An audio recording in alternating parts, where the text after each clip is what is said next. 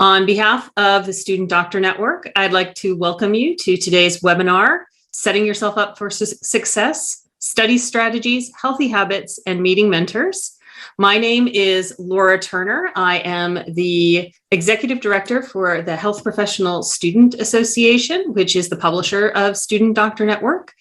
And with me today is Dr. Khokhar from Osmosis. Hello, everyone. Thank you all for being here. My name is Mamoona Khokhar. I'm the Director of Clinical Curriculum at Osmosis. It's a real pleasure to be here. My background, just quickly, is I'm a general and endocrine surgeon and a former Clerkship Director. We have a few objectives for today's webinar. The first is to discuss learning styles and learning strategies so that you can learn how to study more effectively. The second is to talk about health and how healthy habits can improve your ability to learn and do well in your academic pursuits. And finally, we're going to be discussing mentors, how you can meet them, how you can build those relationships. And we'll close out with a session of Q&A at the end of the webinar.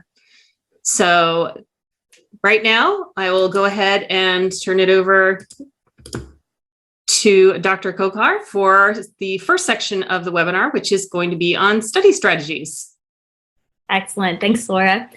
So we're going to dive into study strategies first, and we want to try to make this a little interactive. So we're going to begin each of our topics with a little poll. So I think we are going to launch our first poll here. And our question to you is, how many of you have identified your studying style? So I'll just give you a little bit of time here to just send in your answers, and then we'll take a look at what the trend is here. All right, perfect. And let's see if we are able to see the results of the poll.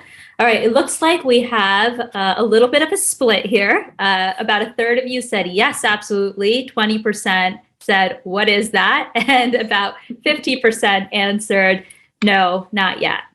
So that's good. Hopefully then this will be a little of value to everyone here. So let's move forward and jump into talking about study strategies. So medical learning really involves a really large volume of very fast-paced information, and it's really not siloed, right? Everything builds on each other and it demands recall. So it's no surprise that it's often described as trying to drink water from a fire hose.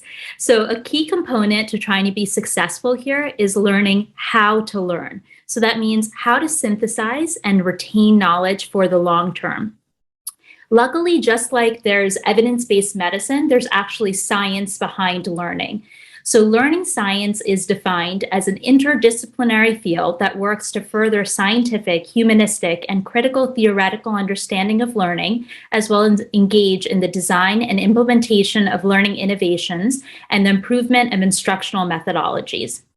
Now, that's a real mouthful, but for the purposes of today's presentation, we're going to really be looking at the learning science behind learning styles and learning strategies. So we can move to the next slide here. So everyone approaches studying medicine differently. Everyone has a specific learning style and learns best when information is presented to them that way. So we typically define and categorize learning styles by a sensory approach. So you can be visual, oral, verbal, or kinesthetic. So a visual learner is really going to learn best when they see concepts. Oral learners learn best when they hear about them. Verbal learners really thrive when they read and write about topics, while kinesthetic learners really thrive when they have hands-on experience. You may also identify as either a solitary learner or a social learner.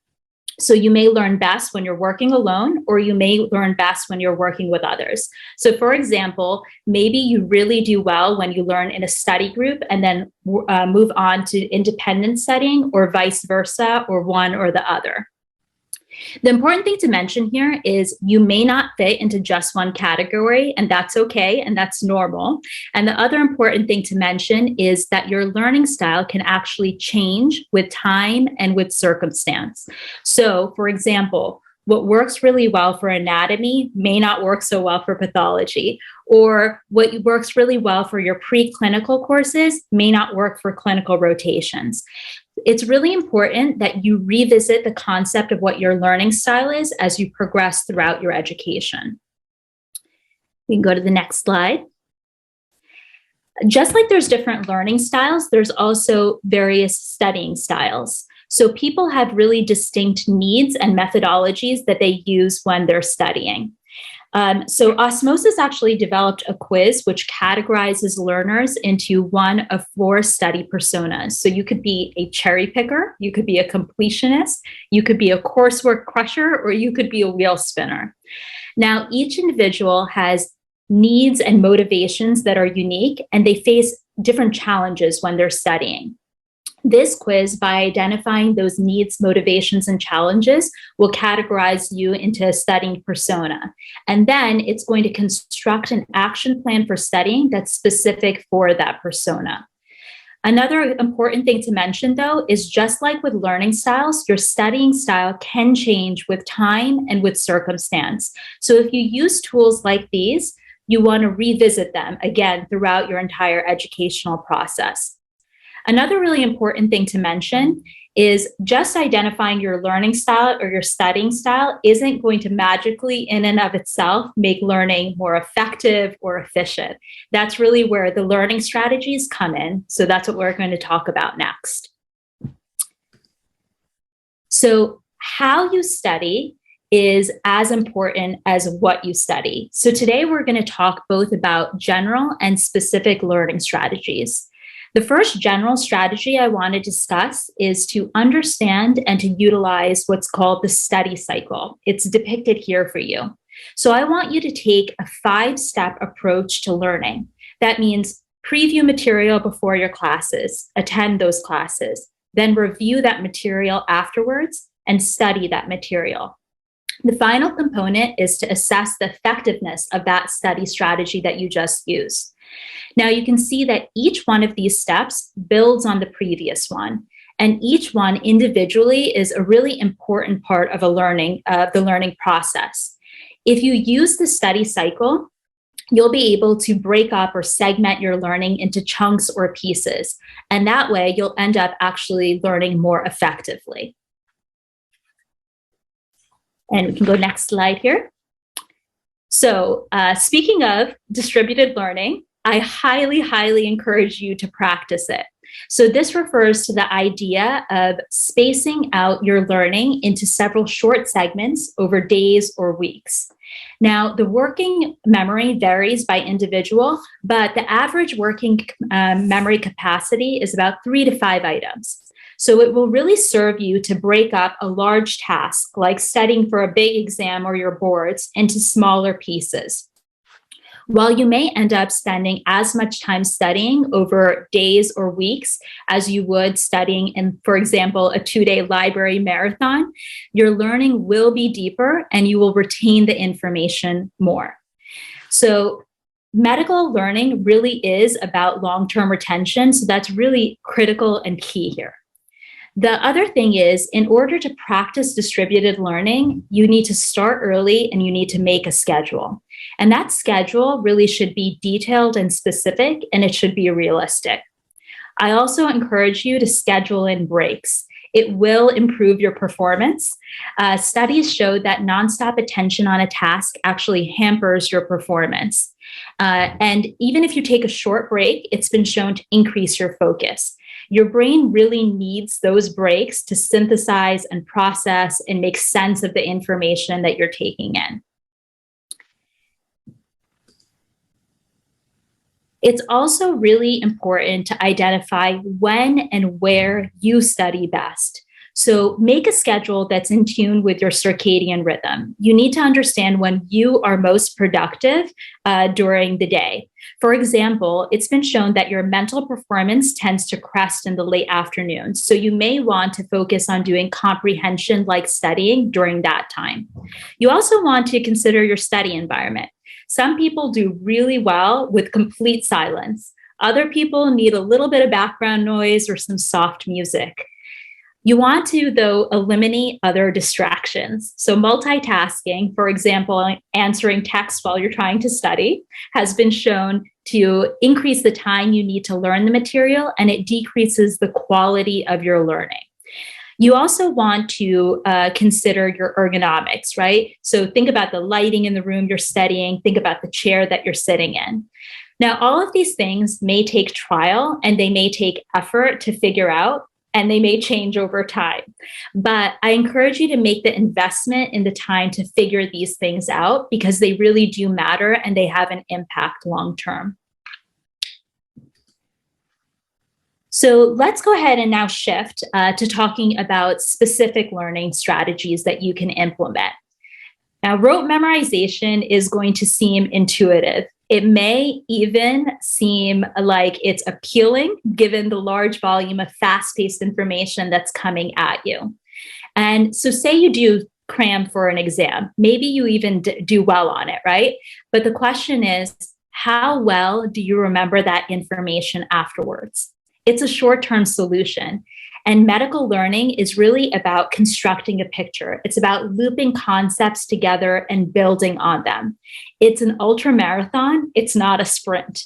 So we really want to arm you with strategies that help you retain information longer with less investment of time.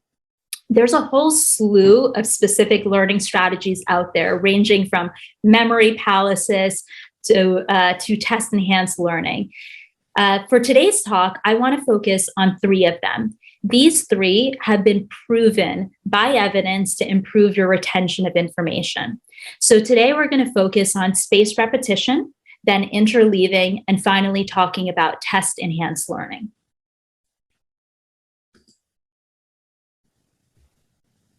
So spaced repetition, I think one slide back, Laura, I think we skipped one. There we go. Yeah. So spaced repetition refers to this concept of reviewing or revisiting information at increasing intervals. It's been proven to decrease the amount of information you forget and to improve your retention. Now, this learning strategy has really been proven by the test of time. It was first described in 1885 by a German psychologist. So he described what's called the forgetting curve. So when you first learn something, it's stored in your working memory. If you don't review it, it has an exponential decay in that information. So you very quickly forget a large amount of that information, and then there's a slow and steady decline in your retention. Now, if instead you review or you actively retrieve that information at increasingly spaced intervals, it accomplishes a couple of things. It flattens out that forgetting curve, and ultimately, that leads to having better long-term retention of material. Now, spaced repetition is all about timing. The optimal time to be reviewing material is just as you're naturally starting to forget it. Now, that can be really hard, right, to precisely pinpoint, but a general rule of thumb is this. Review information that's new and less familiar at shorter intervals, and then gradually increase those intervals as you become more familiar with that information.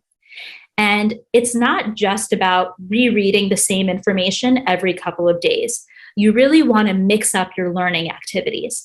So, for example, if you study on a topic, a couple of days later, test yourself on that topic by doing practice questions or using flashcards.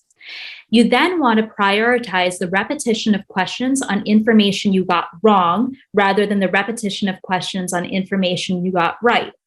So not only will this overall strategy help you in terms of your long-term retention, it's also going to reduce your studying time, because now you're not going to be spending time revisiting information that you can already reliably recall.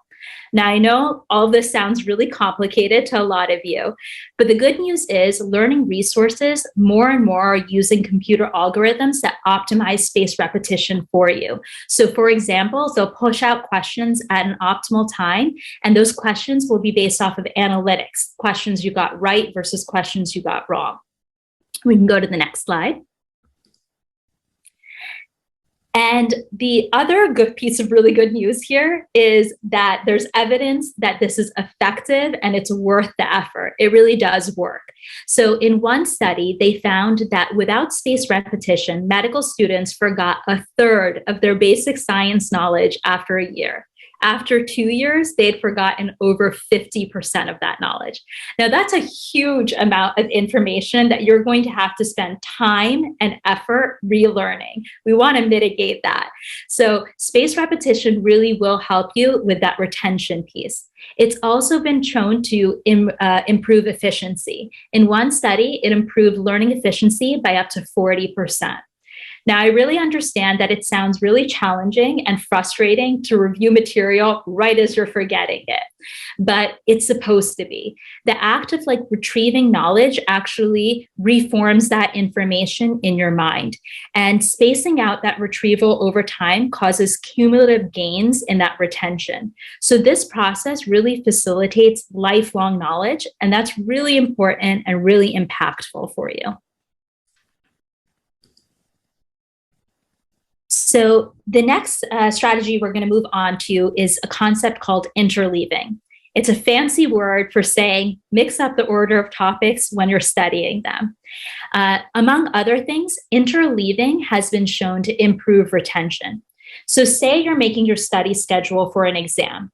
You could set aside big blocks of time for each concept you're studying. So you could say, I'm going to study topic A until I'm proficient. Then I'm going to move to topic B until I'm proficient, and then I'll go to topic C. But research shows that there's a better way to learn, and that's by interleaving or mixing up what you're studying. So you want to cover a little bit of each topic in each of those study sessions. For example, so say you are trying to learn the classes of medications that are used to treat hypertension. Instead of trying to study and learn everything there is to know about ACE inhibitors and then moving to everything there is to know and studying everything about calcium channel blockers and then diuretics, mix things up. So study ACE inhibitors, then go to studying calcium channel blockers, then go back and do some questions on ACE inhibitors, then go and visit diuretics. You may have noticed that just like with spaced repetition, I mentioned questions here again, and we'll come to that a little bit more in a little bit more detail shortly about why I keep harping on questions. But for right now, let's just focus on the interleaving concept. Why should you do this, and what does it accomplish? So when you just focus on one topic at a time, like you do with blocking, you end up just focusing on a singular concept. You're not thinking about how concepts are related to each other. And so most of that information ends up staying in your working memory, and it's easily forgotten. When you interleave, your brain has to function and figure out how concepts are related. It has to retrieve information from your long-term memory. You have to make comparisons. And to make comparisons, you have to make links or connections to previously learned information.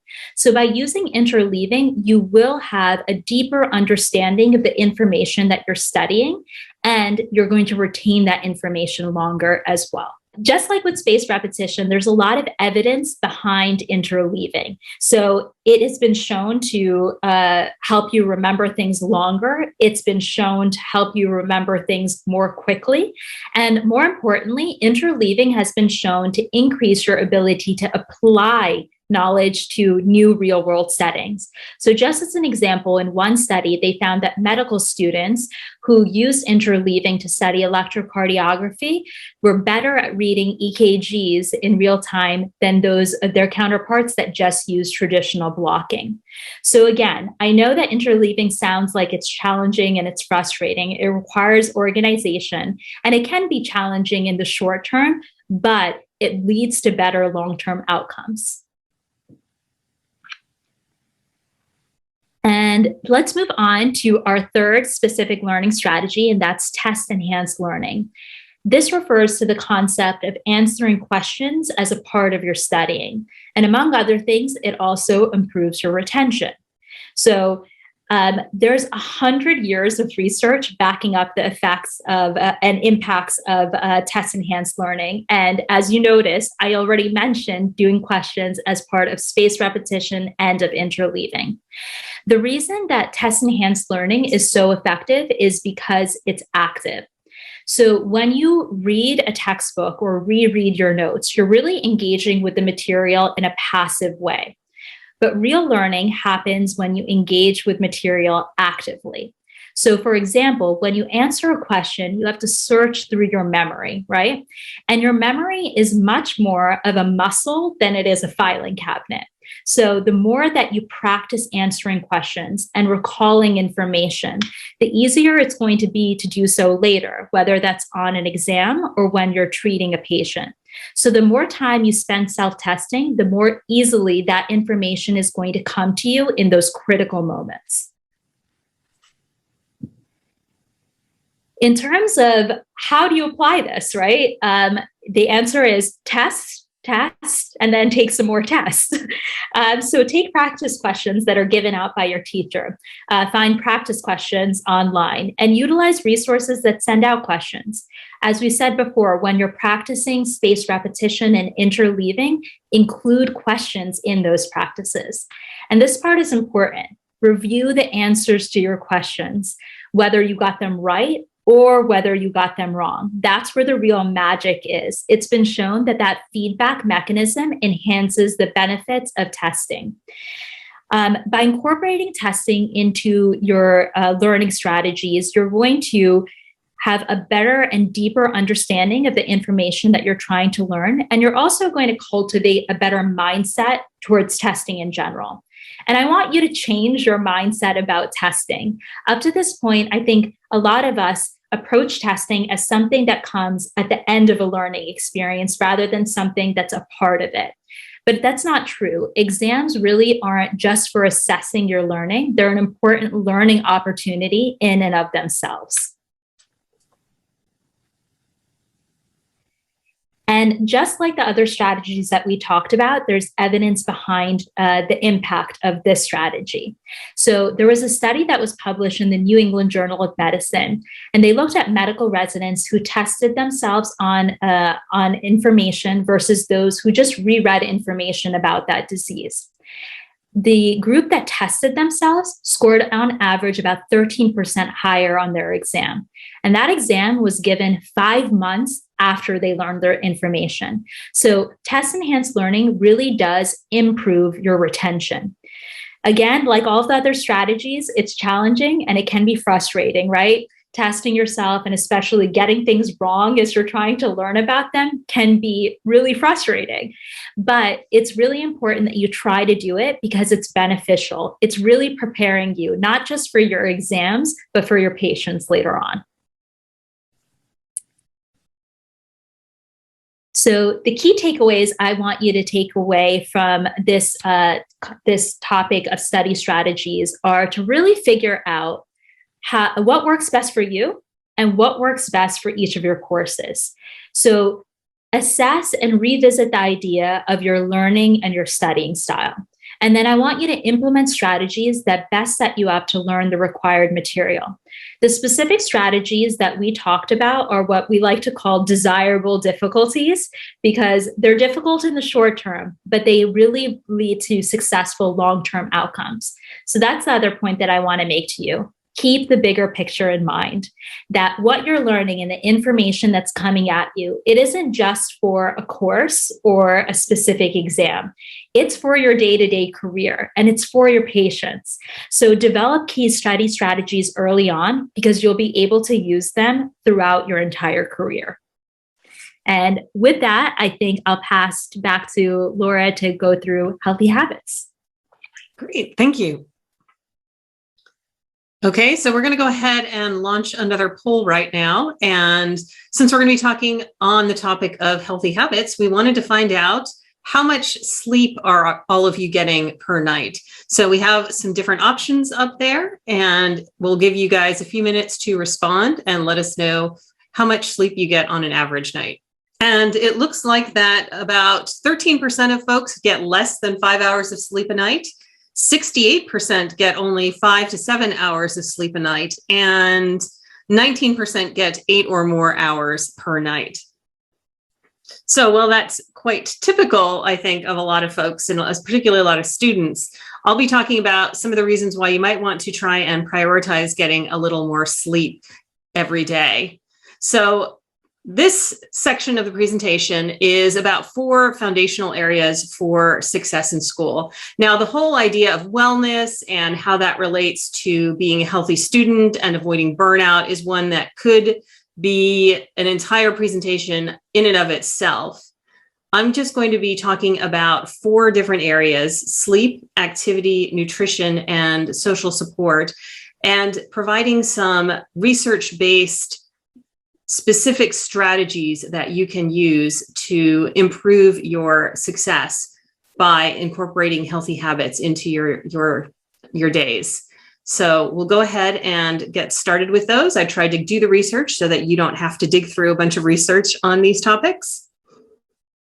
And let's even get So we'll start out with sleep. And why is sleep important for academic success? There were a lot of studies that I found that showed that longer duration and higher quality sleep are directly tied to higher GPAs. One of the interesting studies was one that said if you have 2 consecutive nights with less than 6 hours of sleep per night, you're going to have significantly decreased performance for up to 6 days. So you will have a strong impact that you won't necessarily recognize, because insufficient sleep also impairs your ability to monitor yourself.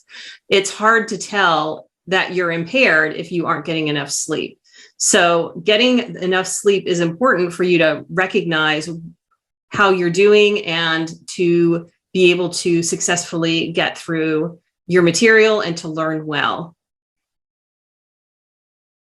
So what can you do to try and ensure that you can get enough high quality sleep? And most of these things are sort of self-evident and obvious, but they are proven techniques to ensure that you get good night's sleep. One is to stick to consistency, consistent schedule. You want to try and go to sleep and get up at roughly the same time every day. You want to try and set up a wind down time before bed, ideally without screens, where you're calming yourself down, you're getting yourself ready to sleep and trying to calm your brain down. And you also want to try and avoid caffeine for about 6 hours before bed. Caffeine has a fairly long half-life, and you want to try and make sure as much of that is out of your system as possible before you're trying to fall asleep. You also want to make sure your sleep area is set up for comfortable sleep. So you want to avoid light using an eye shade or using the light blocking curtains or shades. You want to make sure that it is a quiet environment, or if you can't have a quiet environment, that you're using something like a white noise machine or earplugs to either mask noise or prevent the noise from getting to you. You want a good temperature. So ideally a cooler temperature between 65 and 72 degrees Fahrenheit. And you want to try and avoid any distraction. You want to turn off the notifications on your phone, ideally like flip your phone upside down so you can't see if those texts are coming in. You want to try and keep that away from you so your brain doesn't stay active. One thing that has been shown to be correlated with higher grades is short naps. Now, a short nap doesn't mean taking a 2 or 3 hour nap on the afternoon. The short naps are about 10 to 20 minutes long. Any longer than that, you're going to become very distracted, or not distracted, you're going to become very groggy, and it'll take you longer to wake back up and get back into the rhythm of your day. But 10 to 20 minute length naps are associated with higher grades. Okay. So now we're going to switch over to the idea of activity. So how does exercise support learning and mental health? Physical activity is correlated, again, lots of studies. I've got the sources down there at the bottom if you're interested, with academic performance. And if you have poor physical fitness, that is correlated with poor academic performance. Exercise is associated with enhanced memory. There's lots of stories that you see in the news about this. Most of those are looking at older adults, but it's also been shown to be true among college students and university students as well.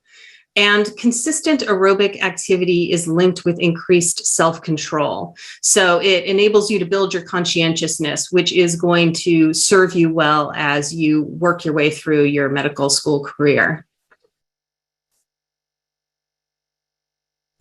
So what activities should you incorporate into your study routines?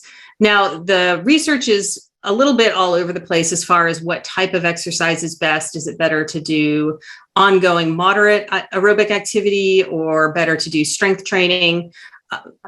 Probably the best exercise is going to be the exercise that you are going to be willing to do regularly over time, whether that's going out for a jog, going for a swim, hitting the gym and lifting weights, whatever that is that you're going to get to do regularly will be the most effective. You're also going to want, as Dr. Khokhar mentioned, take short breaks while you're doing your studying to improve cognitive performance. You want to do breaks about every 20 minutes or so. Any more than that, and you start to lose focus. And one thing to be aware of is one study out of Taiwan did find that if you do very high levels of physical activity immediately before tests or shortly before tests, that might reduce your memory capacity. And logically, that makes sense because the brain requires so much energy to function. If you do a really heavy workout right before a test, you might be burning up all of that energy that you have available to help your brain function. Again, that was just one study. Generally speaking, moderate activity is very important for learning. So moving on to the third item is nutrition and what foods are scientifically proven to help you learn best. Obviously, there's lots of information out there about what the best diet is and what is the best thing for your health. It probably varies by person, but the items listed here are ones that have been scientifically proven to help you learn better. So berries and citrus fruits are two that have been found in multiple studies to improve cognitive function, to help you think better. Nuts, in particular walnuts, are ones that help improve your reaction time, your ability to retrieve information quickly, as well as interpretation of verbal information. The study of walnuts found that students who ate them on a regular basis had an 11% improved interpretation of verbal information. And finally, fish is significantly associated with better grades. A German study of adolescents, high school students, found that eating 8 ounces of fish per day was associated with better grades in those students. Obviously, that's a lot of fish to be eating, but it is something that is associated with better grades.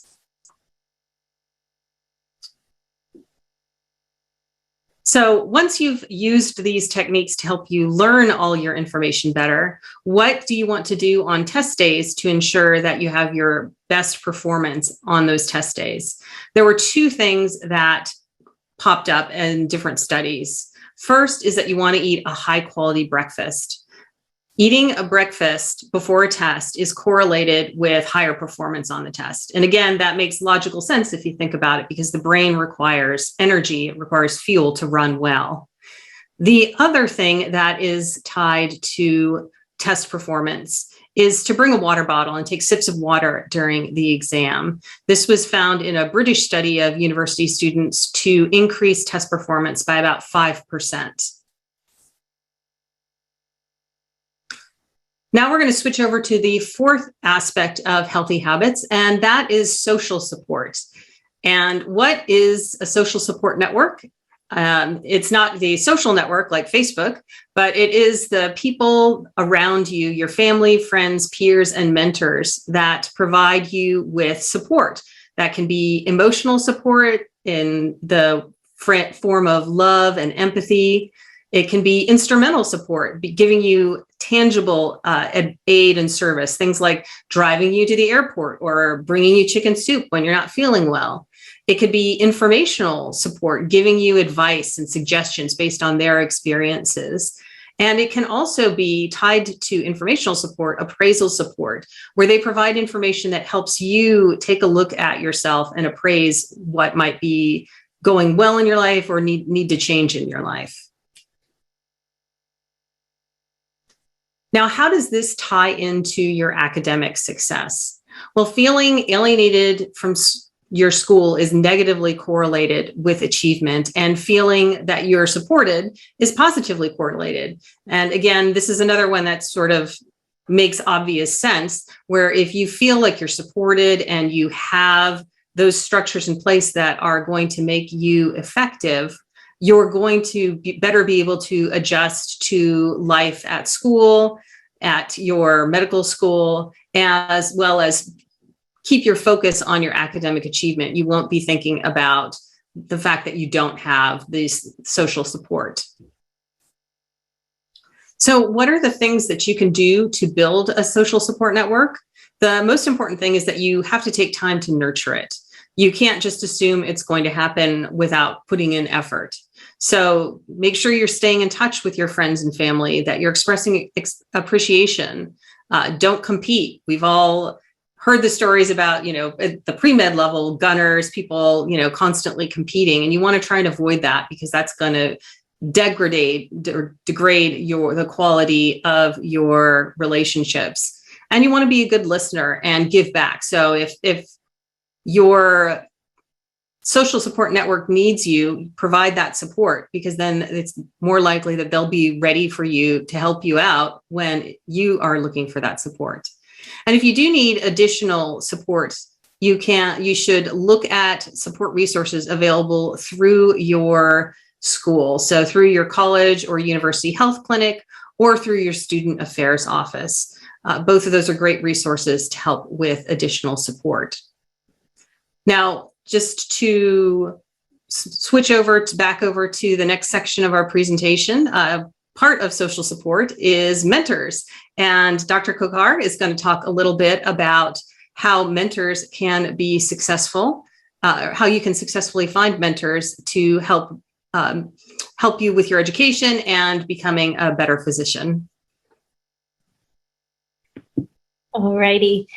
Thanks, Laura. So we're going to begin this also with a question for you all. So the question is, do you have a career mentor? Have you identified one?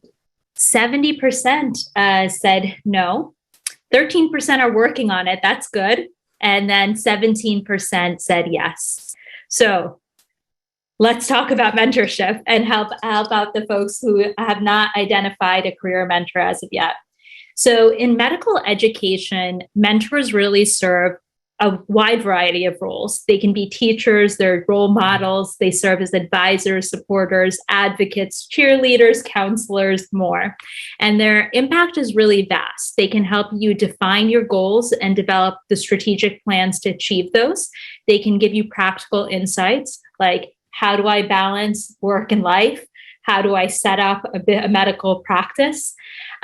They are really good resources to help you identify opportunities and how to achieve success in those opportunities. They can open doors for you, and when they can't, they can point you in the right direction and provide you with resources of individuals who can open those doors with you. They'll be really great to help with guiding decision-making, like, where do I apply for residency? How do I rank these programs? They are champions for your career growth into graduate medical education and beyond that. And they're important counselors. And the impact and value of mentorship has really been shown in the data. So having mentors has been shown to improve students' adoption to a learning environment, and it also improves students' satisfaction with their career advisement in general. Despite their value and impact, a lot of individuals don't have mentors. One study showed that only a third of medical students had identified mentors. So we really want to improve that. Now that we know their impact and their value, we want to arm you guys with strategies of how do you identify these people and how do you nurture relationships with them. So who are mentors? So mentors come in a wide variety of flavors. You can have near peer mentors. So these could be upperclassmen, right? A senior medical student, a PA student, et cetera, depending on the field that you're in, or residents. They could also be professors or researchers or clinicians. They could be administrators at your institutions. You can and you should have more than one mentor because they serve different roles. The other important point is that your mentors can change over time. Your needs are going to change, and so therefore your mentor can change. That's okay. There are certain characteristics, though, that effective mentors have. So you should be looking for these characteristics when you search and select these individuals. First and foremost, they need to be interested and invested in student education. They should also come to the table with experience and resources. They should be approachable and accessible to you. And they should be able to provide you feedback that's both direct but also constructive. So how do you go about finding these magical individuals? So mentorship can be both formal or it can be informal. So more and more institutions have formal mentorship programs. If your institution does, I strongly encourage you to take advantage of those opportunities. But there's also a lot of opportunities to meet mentors outside of those programs. For example, you may meet a great person who comes in to give you a lecture, or you may really gravitate to one of your preceptors on one of your rotation. Invest in those relationships. You could also meet mentors by getting involved in special interest group. For example, an emergency medicine interest group or a surgery interest group. You can meet residents and attendings through these groups. Your Department of Student Affairs, as well as your student directories, school directories, are also really great resources. So are the alumni lists that your institution has. Also look at local, regional, and national medical societies. Some of these societies actually have formal mentorship programs that you can get involved in. And don't underestimate your personal contacts. Who amongst your friends, your family, your acquaintances, friends of friends, friends of uncles are in the field? Reach out to those people. You can also engage with your colleagues. You can ask them, who are your mentors? How did you go about finding them? This may be a great resource for you in terms of using the same people, or at least using the same resources as those individuals.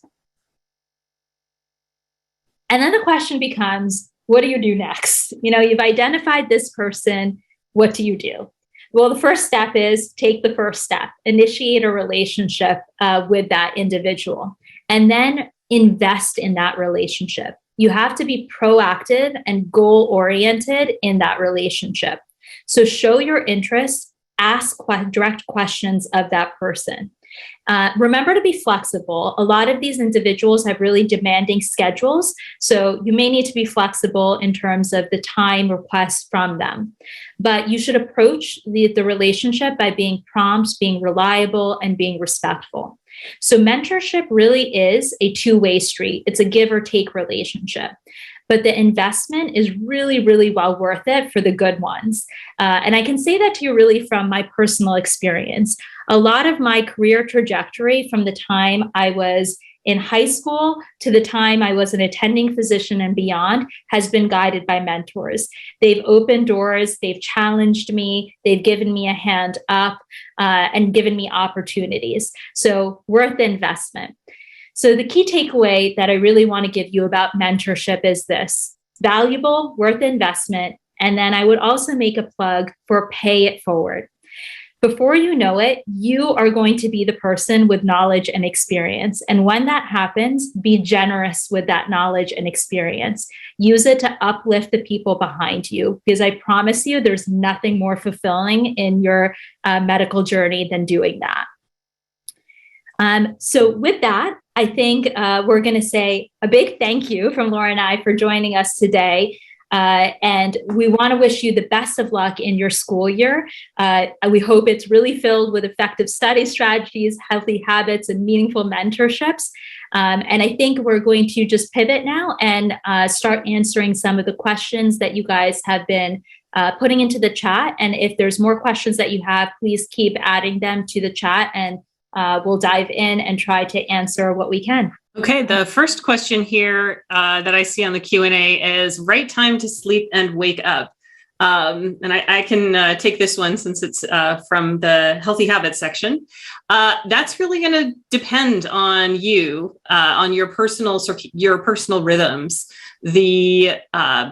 Obviously, you will have some limitations on that. If you have to be on the wards at 7 a.m., you're going to have to learn how to be awake a little earlier or later.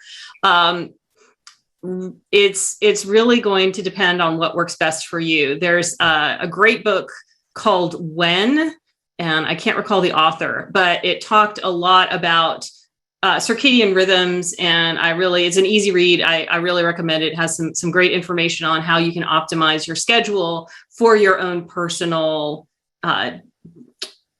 best functioning. All right, so I'm looking at some of the study strategies questions that came in.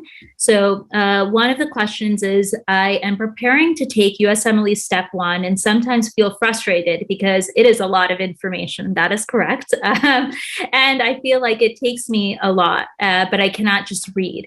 So do you think, what is a good strategy? Is it to write while studying? And another person had a similar question. Any opinions on handwritten notes while in med school? I've been told about the power of muscle memory.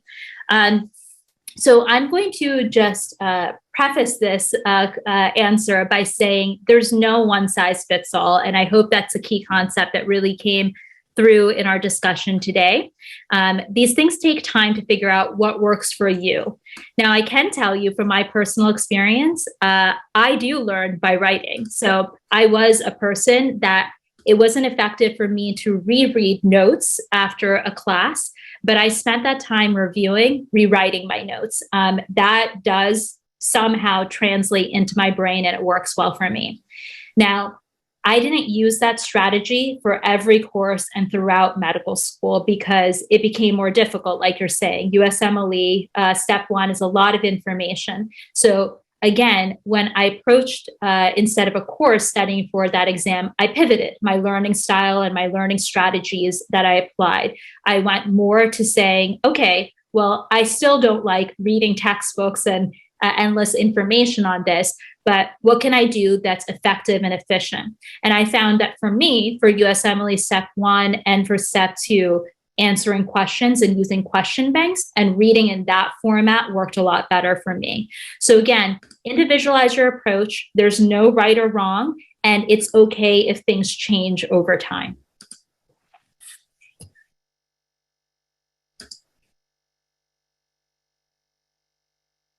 And let's see, Q&A topic, Laura, I think someone asks, would it be better to do exercise in the morning to have better information retention?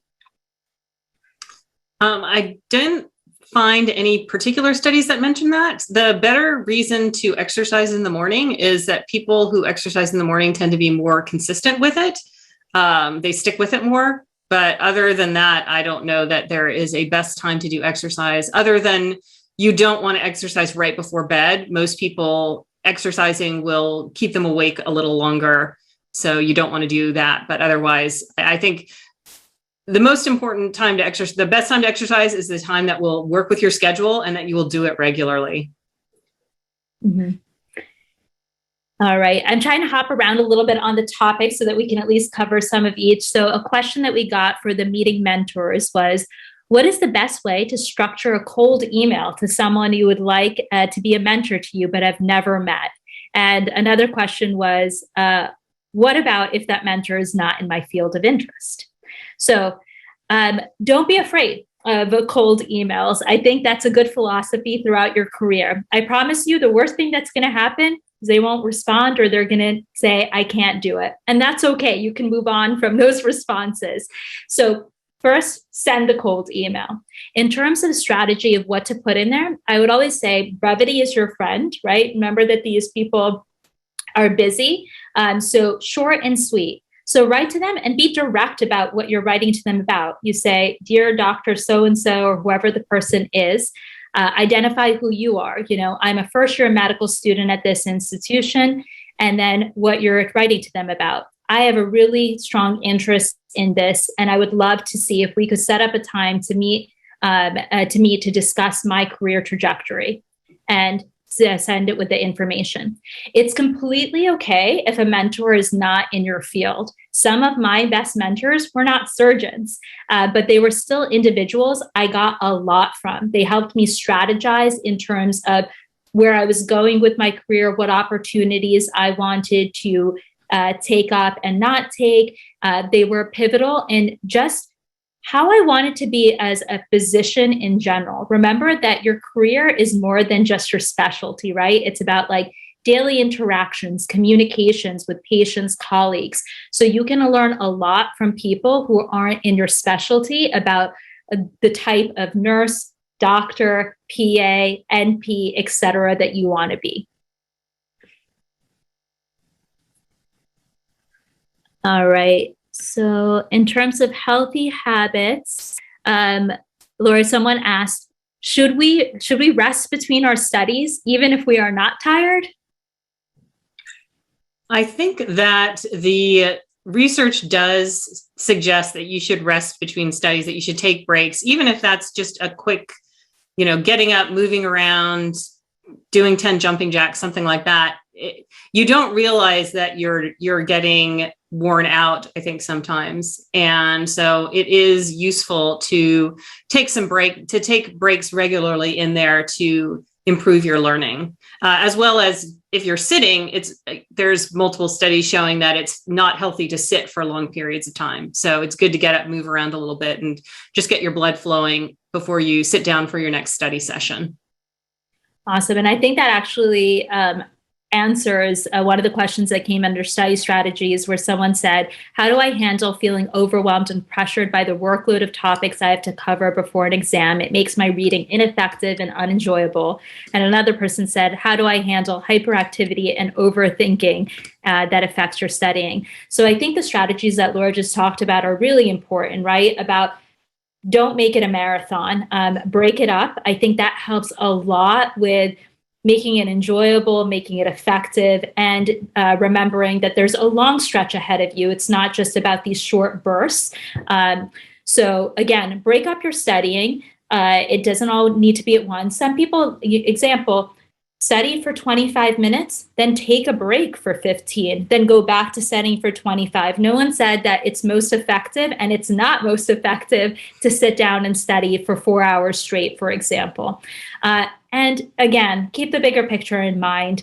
Not every portion of this journey is going to be enjoyable. I mean, that's just forthright, but try to find the joy within it, right? So try to remember why you're doing it, the purpose, the big picture. I always found that when I did that, it helped reframe my thinking, and it helped me learn more effectively by doing that as well.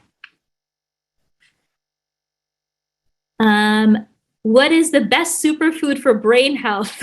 Or what's the magic one? Berries popped up in a number of studies. Some of these studies are questionable, but I think generally, produce is very important. Make sure you get enough produce. Nuts are another one that show up in multiple places. It's easier to just say, make sure you're eating healthy, unprocessed foods, and you're probably going to do okay. There's not probably a magic food that's going to make you learn better. It's really more having a healthy diet over time and making sure that you're eating well all the time, so that your body's in the best possible shape, so that you can learn the most effectively, versus, making sure you have a berry smoothie right before your exam. Mm-hmm. And one of the questions for study strategies that came in was, what do you suggest for dyslexic and autistic learners, or those with both? And then there were several questions that came in just about pace of learning, slow learners, et cetera. So my biggest thing here is use the resources around you. Institutions are really armed with people who specialize for this and who are there to assist you and help you to be successful. So reach out to your departments of medical education to see what those resources are at your institution. For example, with both dyslexic and autistic learners, we know that that learning needs to be more personalized to their needs and their pace. And again, those are the resources that can give assistance with coming up with the pathway for success for you individually. It's also been shown that, for example, using multisensory techniques or interactive techniques are beneficial here. And again, don't fight that good fight alone. Ask the people and resources at your institution, how can I effectively do those things? What are the resources available to me to help me structure that learning and go from there? How do you make a good and realistic plan each day? That's a good question. I would say probably is you make a plan at the beginning of the day, and each day you take a look at it and say what worked, what didn't work, and you adjust over time. I don't know if you have any other additional suggestions for that one. I completely agree. I think being adaptable is a huge part of this journey. I think that theme has been throughout of, again, it takes time, effort to figure things out. Things can change over time, and just be adaptable. Your situation is going to change. Your life circumstances are going to change at times. And so what you're able to do is going to change, and that is okay. And that's going to be something that's going to follow you throughout your career. So again, I think it's also the bigger picture of all of these strategies, these healthy habits, everything that we're talking about really isn't just for, I think, an academic year. It's for your career, and just establishing these things early on is really imperative, and it's really important, and it's going to help you throughout your journey. So again, I'd like to say thank you to Dr. Khokhar and to all the folks at Osmosis. Thank you for attending. We really appreciate you joining us today, and we hope that this was helpful to you. Again, you can reach Osmosis at osmosis.com and Student Doctor Network at studentdoctor.net. Thank you, and have a good rest of your day.